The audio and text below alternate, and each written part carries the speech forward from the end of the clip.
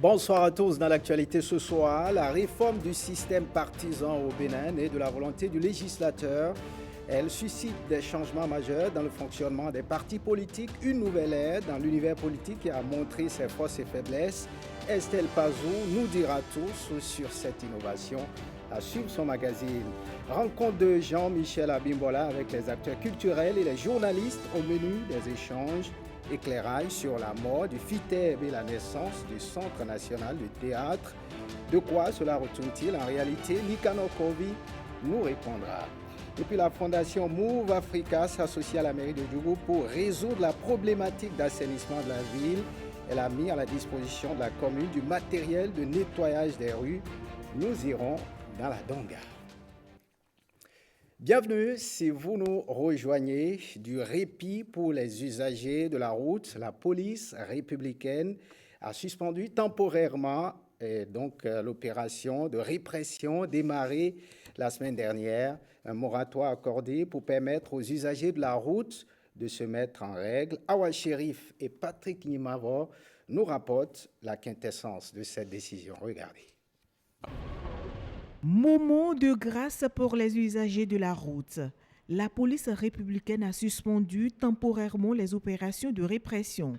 Un moratoire leur a été accordé afin de se mettre en règle. Nous l'avons à l'actif du directeur général de la police républicaine, le contrôleur général Yaya Soumaïla Alabi, qui a écouté le cri de cœur des populations. Je dois préciser que lorsqu'on a lancé l'opération le samedi, il a été informé, soit directement, soit par personne interposée, des affres que vivent les populations à la suite de cette opération. Il a écouté le cri de cœur des uns des autres. Il a demandé un petit moment pour que les gens se mettent en règle. Et je voudrais dire aux usagers que cette période qu'on vient de leur donner, c'est une chance de plus. Parce que pendant 2 semaines que l'annonce a été faite, que la police va réprimer, vous avez vu le nombre de personnes qu'on a encore arrêtées le samedi, rien que la journée de samedi. Et moi, je vais vous dire, depuis vendredi, nous, au Centre national de sécurité routière, le gars ne peut plus fermer avant 18h. Or, normalement, on ferme à 16h.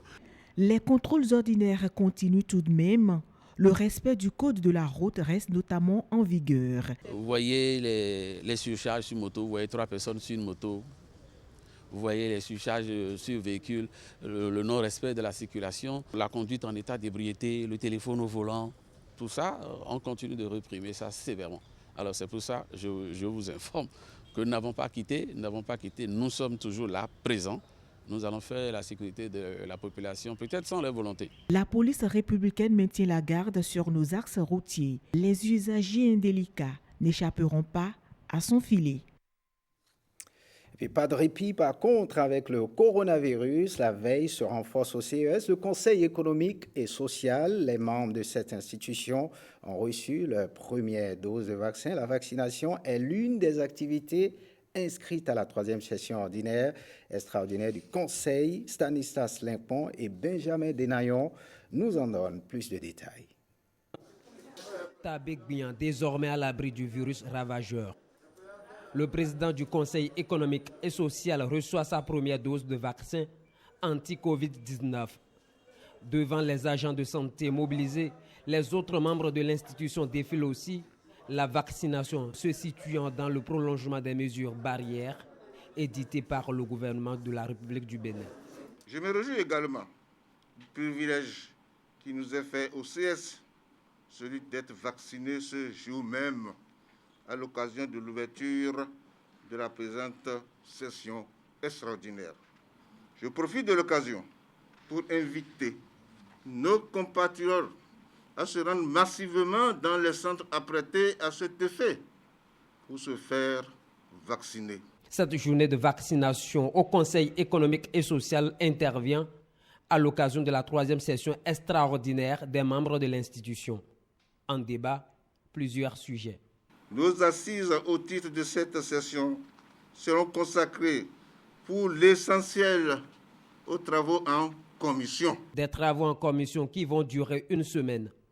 La session fait suite à celle clôturée le 29 avril dernier.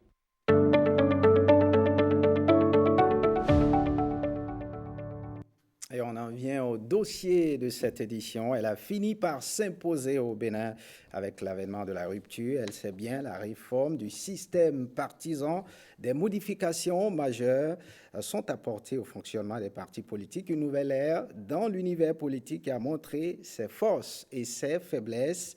Après des rendez-vous électoraux, réforme du système partisan, acquis et perspectives d'amélioration, c'est un magazine signé Estelle Pazou. Novembre 2019. Dans la foulée de la révision de la Constitution, le code électoral est modifié. L'un et l'autre prévoient désormais de nouvelles dispositions dans la conduite du processus électoral. La réforme du système partisan prend ainsi forme.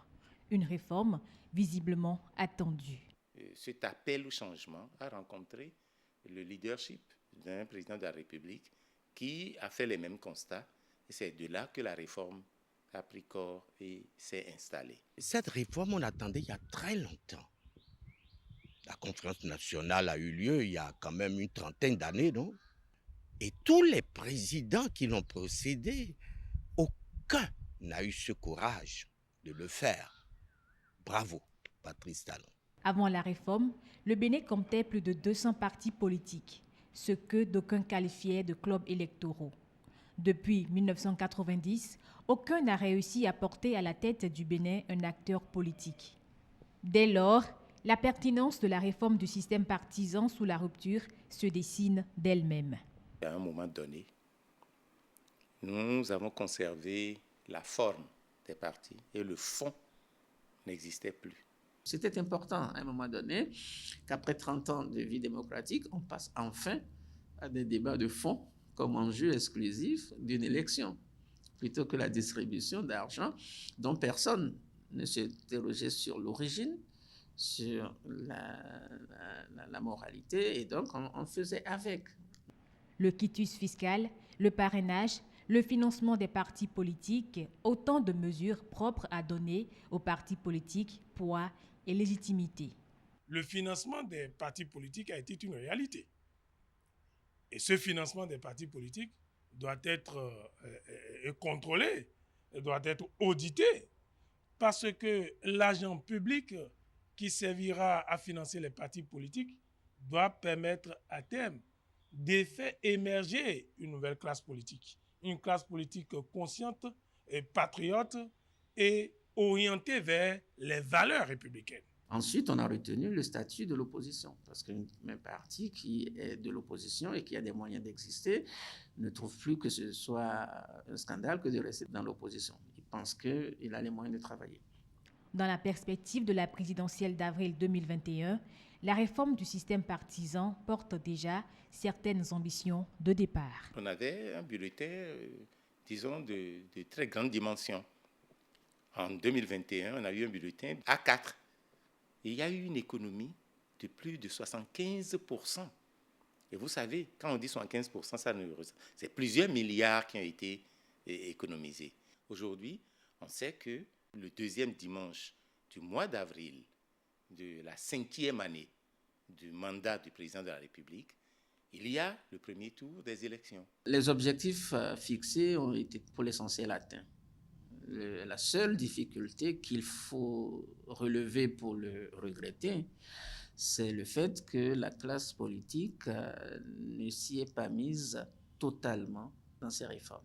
Pour les acteurs sociopolitiques, certains aspects de la réforme pourront être analysés à l'épreuve du temps ou des contextes sociopolitiques. Ceci afin de la rendre plus pertinente et plus universelle. Autre réforme dans cette édition, des femmes à des postes de responsabilité. Le Bénin se démarque de plus en plus. Pour preuve, une femme occupera le poste de vice-président de la République. Des femmes sont présidentes d'institutions, directrices générales, députées à l'Assemblée nationale. En plus, le pays dispose d'un arsenal pour davantage améliorer la représentativité des femmes. Ariane Da Silva nous renseigne sur cette avancée enregistrée au Bénin. Regardez. Nous étions en novembre 2019. Les députés de la 8e législature marquaient l'histoire politique du Bénin à travers le vote de la loi portant révision de la Constitution. Un acte qui a impliqué la suppression, la modification et même la création de plusieurs articles, dont l'article 26. Dans la Constitution aujourd'hui, l'article 26 a été modifié pour permettre de prendre des dispositions spéciales qui permettront d'améliorer la représentation du peuple par les femmes. C'est un geste très fort et c'est un grand pas. L'article 26 de la Constitution a trouvé écho dans le Code électoral à travers plusieurs autres dispositions.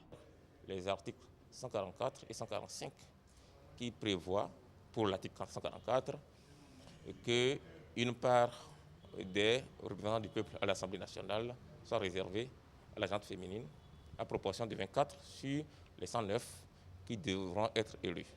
L'article 145, quant à lui, prévoit que sur chaque liste, au moins une femme doit être positionnée avec une suppléante pour les sièges qui sont réservés. Ça veut dire que dans chaque circonscription, vous aurez le nombre de sièges habituels ou plus un siège qui sera un siège typiquement réservé à une candidate, à une femme.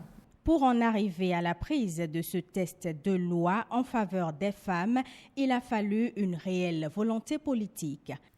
C'est le début d'une révolution, c'est la concrétisation déjà d'une révolution. Nous remercions vraiment le chef de l'État. C'est un homme de parole, nous avons confiance en lui, nous savons qu'on va y arriver et que la femme sera célébrée comme cela se doit avec le chef de l'État, Patrice Talon.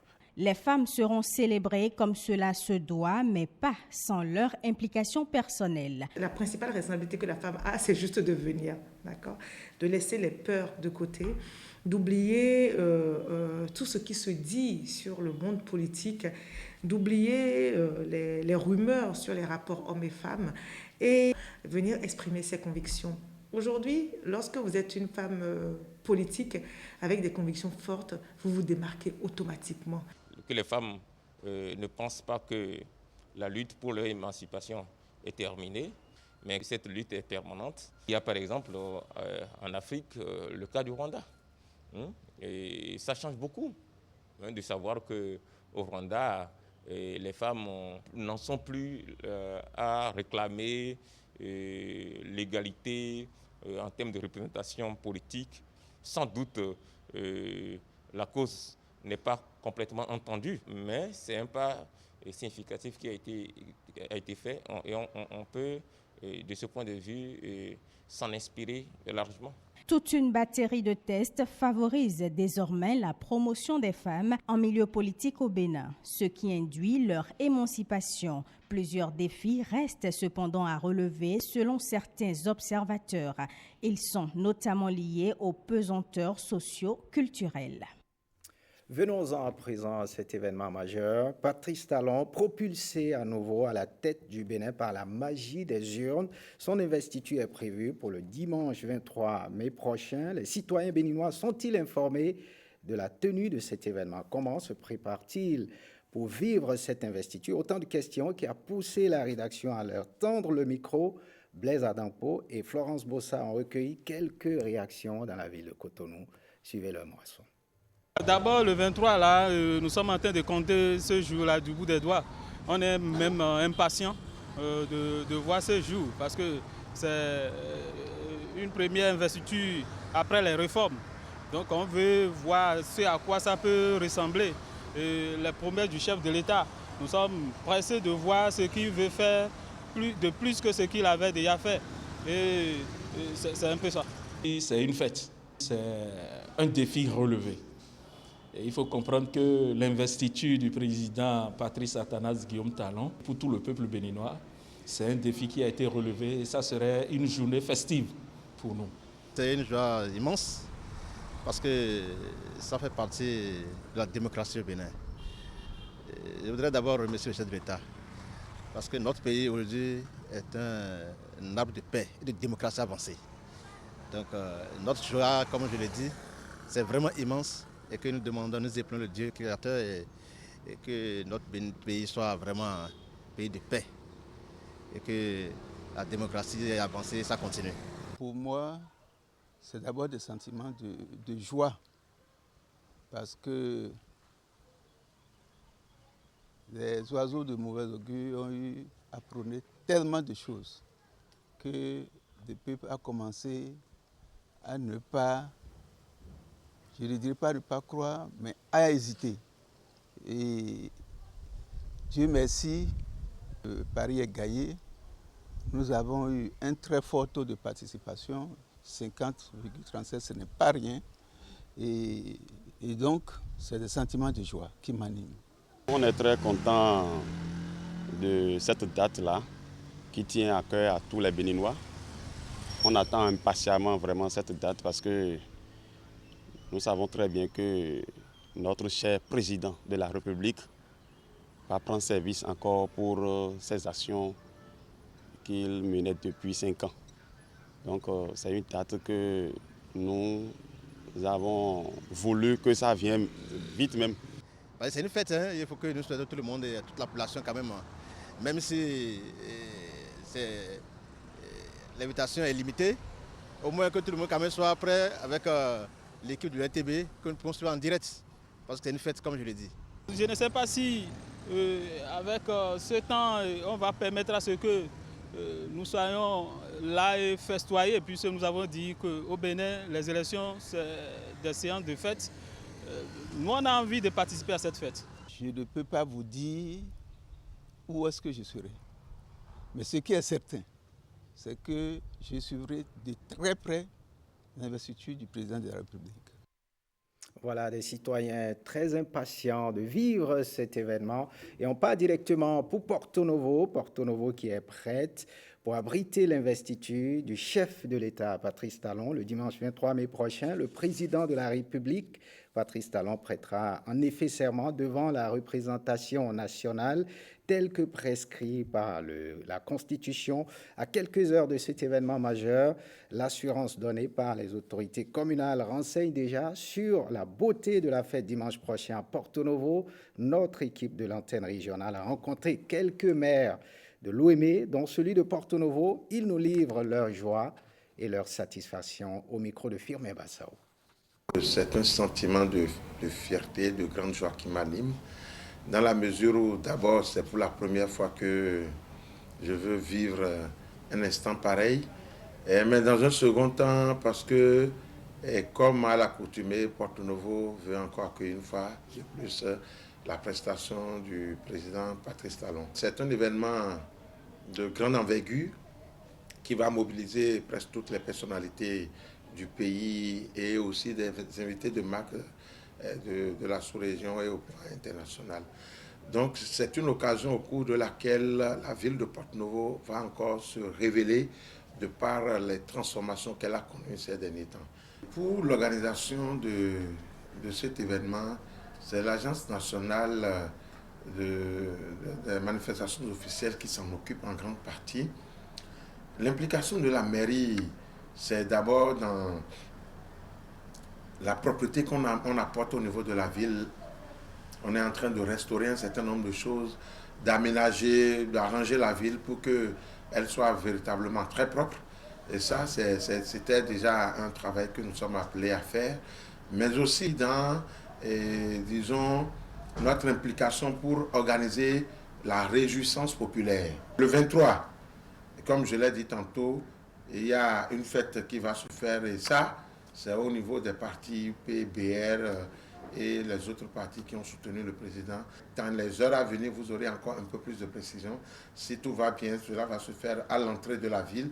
L'espace qu'on a aménagé, c'est à ce niveau, nous voulons vraiment faire des chapiteaux pour vraiment manifester notre joie. C'est un sentiment de joie dans la mesure où vous savez que les élections qui se sont déroulées chez nous au Bénin, nous avons déjà dit que c'est une fête, en fait. C'est une fête parce que nous sommes appelés à renouveler le mandat du chef de l'État.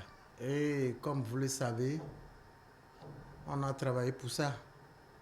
Et le chef de l'État a été réélu. Donc c'est une joie pour nous tous, pour tout le Bénin. J'aurais souhaité que les militants, les populations, les autorités de l'OME prennent part activement à cette grande fête.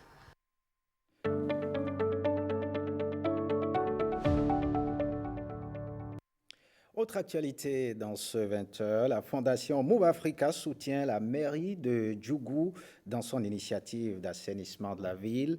Elle a mis à disposition de la commune du matériel de nettoyage des rues. Ernest Etegou et Abdoulaye Mouni Yakoubou nous en disent davantage. Pour Djougou Ville propre, la Fondation Move Africa effectue une double action. La remise du matériel de nettoyage à la mairie et la participation à une campagne de salubrité sur les grandes places publiques. Move Africa s'inscrit dans la dynamique du conseil communal de Djougou. Nous avons su que le maire de la ville de Djougou, dès sa prise de fonction, s'est engagé pour rendre la ville de Djougou propre. Et nous sommes venus leur apporter notre soutien. C'est de les inviter à faire bon usage de ce matériel-là.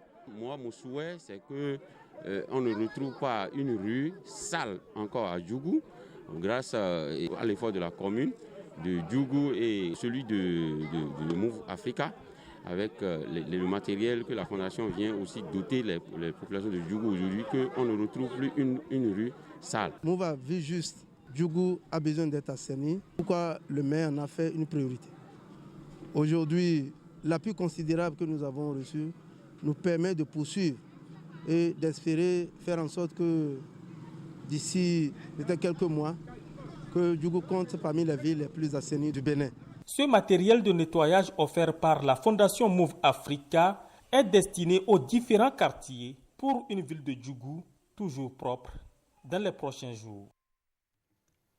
Voyons à présent cette réglementation. L'Agence pour le développement du numérique ADN renforce les capacités des professionnels des médias.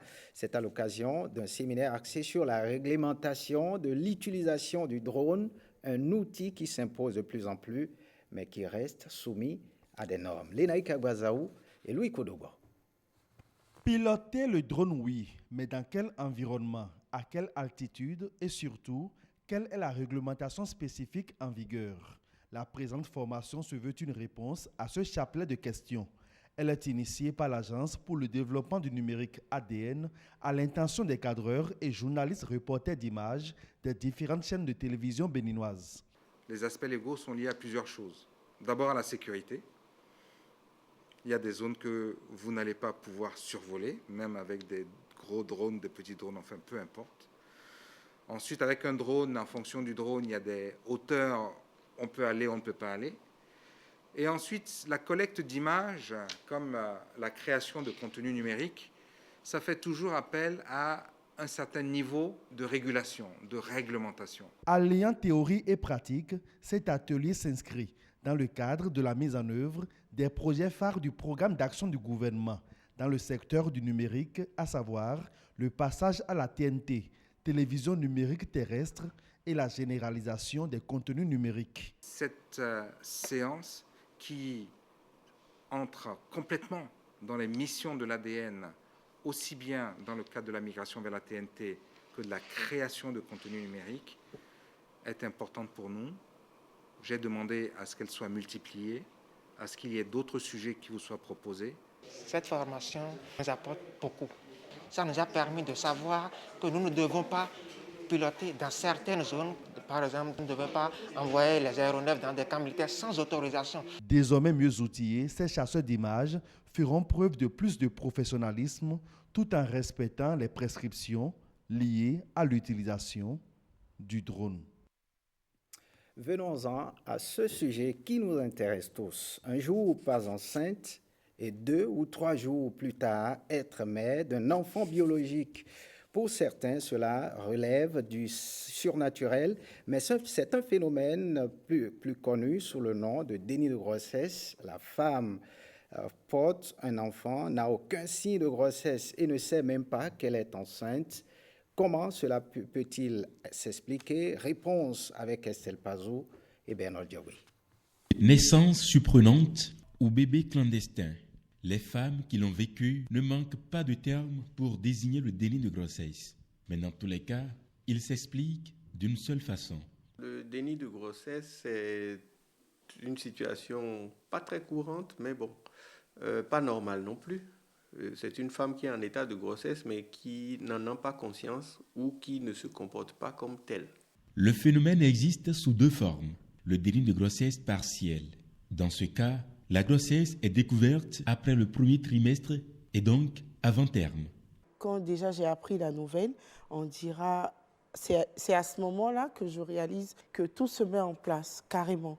Le max de grossesse qui apparaît, les nausées, le vertige. C'est là que effectivement j'ai réalisé que il y avait quelque chose, que j'étais enceinte. C'est à vue de mon ventre que je me dis, donc c'est vrai.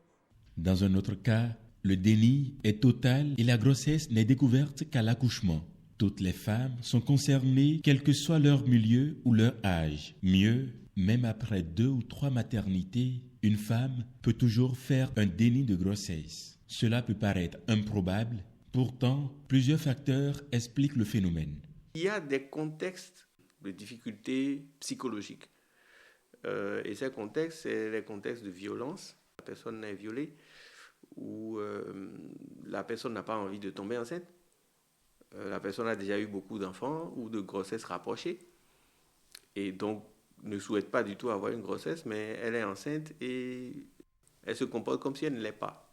Quand la femme ne se rend pas compte de sa grossesse dans les 3 premiers mois, elle n'est pas concernée. On ne parle du déni de grossesse qu'à partir de la 27e semaine. L'annonce de la grossesse peut être un véritable choc. Après accouchement, la plupart des femmes qui ont subi le déni de grossesse bénéficient d'une prise en charge psychologique pour leur santé et surtout pour la sécurité des enfants.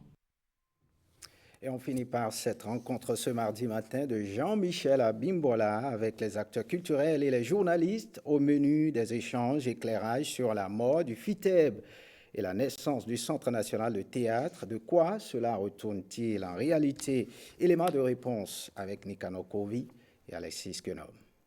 Au Bénin, le FITEB est mort, mais pas le théâtre, car la Biennale vit toujours. C'est l'information de cette rencontre du ministre en charge de la culture avec les acteurs de la scène théâtrale. L'organe, l'office qu'on appelait FITEB, cet office est dissous, mais la Biennale, évidemment, n'est pas dissoute. La Biennale continuera d'exister. Moins d'une semaine après l'annonce de la création du CNT, le Centre national de théâtre, cette rencontre se veut explicative. Du FITEB au CNT, chronique d'un festival abonné au système D, selon Jean-Michel Abimbola. Nous avons constaté des dettes successives liées à l'organisation des différentes éditions du FITEB. Et sur la dernière édition, la dette qui a été laissée était une dette abyssale sur un budget prévisionnel d'un peu moins de 200 millions de francs CFA. Nous avions plus de 145 millions de dettes. Et le CNT fut pour redonner vie au théâtre béninois, là où le FITEB a échoué. La recommandation principale qui en sortait, c'était de réformer le FITEB en mettant en place une nouvelle structure mieux gérée et capable de relancer et de promouvoir le théâtre au Bénin et à l'international au-delà de la Biennale. Le Centre national de théâtre se charge entre autres de l'organisation de la Biennale, de la promotion du théâtre sur toute l'étendue du territoire national, de l'organisation des formations pratiques en art dramatique sous toutes ses formes, de la création et de la production des spectacles. Avec un conseil d'administration, un conseil artistique installé dans les prochaines semaines, puis un directeur général à rechercher et à nommer, le CNT se s'est attendu, notamment sur la tenue de la prochaine biennale, prévue pour l'horizon 2023. Au plus tard. Ce journal se refait. Merci de l'avoir suivi. Retrouvez Ariane Da Silva à 23h30 pour l'édition du soir. Vous pouvez revoir cette édition sur notre plateforme www.ortb.bj. Merci de votre fidélité. À très bientôt.